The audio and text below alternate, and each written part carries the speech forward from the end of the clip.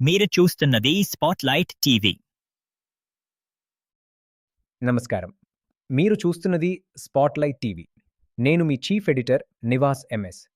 ఈరోజు అమరావతి రాజధాని ప్రాంతంలో జరుగుతున్న భూసేకరణ, సిఆర్‌డిఏ చర్యలు, రైతుల ఆందోళనలు, ప్రతిపక్ష విమర్శలు, ప్రభుత్వ వైఖరి గురించి ప్రత్యేక కథనాన్ని మీ ముందుకు తీసుకొస్తున్నాం. రైతుల భూముల స్వాధీనం, సిఆర్‌డిఏ భూసేకరణపై పెరుగుతున్న ఆందోళనలు. సిఆర్‌డిఏ పరిధిలో జరుగుతున్న భూసేకరణ ప్రక్రియపై పలువురు రైతులు తీవ్ర ఆందోళన వ్యక్తం చేస్తున్నారు.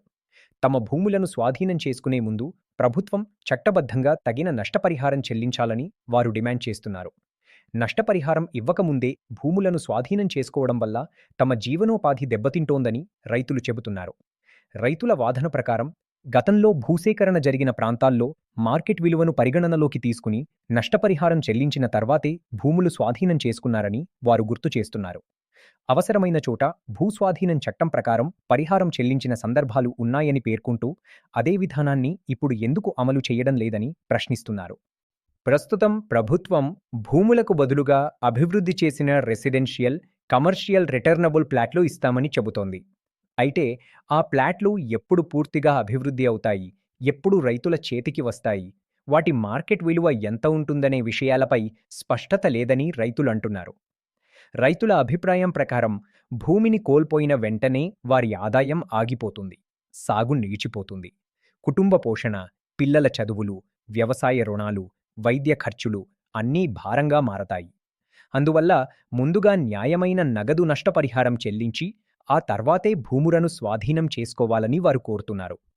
ప్రభుత్వం మాత్రం ప్లాట్లు అభివృద్ధి అయ్యే వరకు యాన్యుటీ, కౌలు మరియు ఇతర ప్రయోజనాలు అందిస్తున్నామని చెబుతోంది. అయితే రైతులు ప్రస్తుతం అందుతున్న మొత్తం తమ అవసరాలకు సరిపోవడం లేదని అభిప్రాయపడుతున్నారు. మరోవైపు భూముల విలువ పెరగడం వల్ల మధ్యవర్తులు, రియల్ ఎస్టేట్ వ్యాపారులు, పెట్టుబడిదారులు ఎక్కువ లాభపడుతున్నారని కొందరు రైతులు ఆరోపిస్తున్నారు. భూమి ఇచ్చిన అసలు రైతులకు మాత్రం ఆ లాభం అందడం లేదని వారు అంటున్నారు. నిరసనలు తెలిపిన రైతులపై పోలీసులు కేసులు నమోదు చేశారని, కొన్ని చోట్ల బలవంతంగా తొలగించే ప్రయత్నాలు జరిగాయని రైతులు ఆరోపిస్తున్నారు. తమ సమస్యలను ప్రభుత్వం ప్రత్యక్షంగా విని పరిష్కారం చూపాలని వారు కోరుతున్నారు. వైఎస్ఆర్ కాంగ్రెస్ పార్టీ ఆరోపణలు. అమరావతి రాజధాని ప్రాంతంలోని ఉండవల్లి గ్రామంలో జరుగుతున్న భూసేకరణ చర్యలపై వైఎస్ఆర్ కాంగ్రెస్ పార్టీ తీవ్ర అభ్యంతరం వ్యక్తం చేసింది.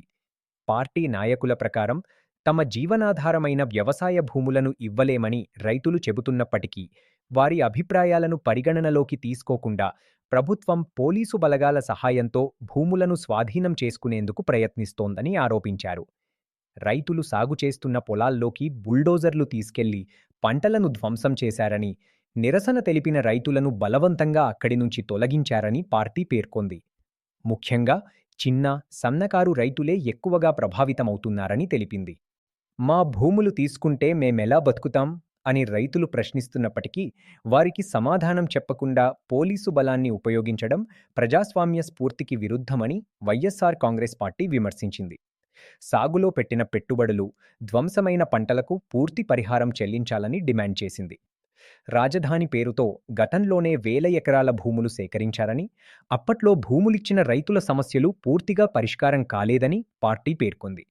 అలాంటి పరిస్థితుల్లో మళ్లీ భూముల కోసం రైతులపై ఒత్తిడి తీసుకురావడం సమంజసం కాదని అభిప్రాయపడింది. ఉండవల్లి పరిసర ప్రాంతాల భూములు విజయవాడకు సమీపంలో చెన్నై కోల్కతా జాతీయ రహదారికి ఆనుకుని ఉన్న అత్యంత విలువైన భూములని పేర్కొంటూ మార్కెట్ విలువ కంటే తక్కువ పరిహారం నిర్ణయించడం వెనుక ఎవరి ప్రయోజనాలున్నాయనే ప్రశ్నను లేవనెత్తింది.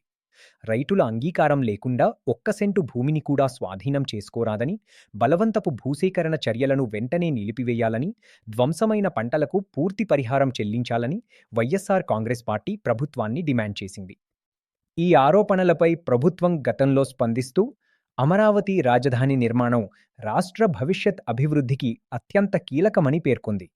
చట్టబద్ధమైన ప్రక్రియలోనే భూసేకరణ చేపడుతున్నామని, రైతులకు రిటర్నబుల్ ప్లాట్లు, యాన్యుటీ, ఇతర ప్రయోజనాలు అందిస్తున్నామని ప్రభుత్వం వివరిస్తోంది. ఈ అంశంపై మీ అభిప్రాయమేమిటి? రైతుల డిమాండ్లు సమంజసమా? ప్రభుత్వం అనుసరిస్తున్న విధానం సరైందా? మీ అభిప్రాయాలను కామెంట్ రూపంలో తెలియజేయండి. ఇలాంటి రాజకీయ విశ్లేషణలు, ప్రత్యేక కథనాలు, వాస్తవాల ఆధారిత చర్చల కోసం స్పాట్లైట్ టీవీను సబ్స్క్రైబ్ చేయండి. నేను మీ చీఫ్ ఎడిటర్ నివాస్ ఎంఎస్. మరో ప్రత్యేక కథనంతో మళ్ళీ కలుద్దాం. నమస్కారం.